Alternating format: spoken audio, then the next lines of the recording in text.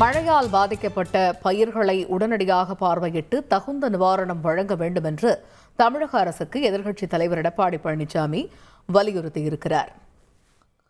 அதிக கனமழை பெய்யும் என வானிலை ஆய்வு மையம் ரெட் அலர்ட் எச்சரிக்கை விடுத்திருக்கக்கூடிய சூழலில் திருத்துறைப்பூண்டியில் 1500 ஏக்கரிலான பயிர்கள் பாதிக்கப்பட்டுள்ளதாக வரக்கூடிய செய்திகள் அதிர்ச்சி அளிப்பதாகவும், இந்த நிலையில் மழையால் பாதிக்கப்பட்ட பயிர்களை உடனடியாக பார்வையிட்டு தகுந்த நிவாரணம் வழங்க வேண்டும் என்று தமிழக அரசுக்கு கோரிக்கை விடுத்திருக்கிறார் எதிர்க்கட்சித் தலைவர் எடப்பாடி பழனிசாமி.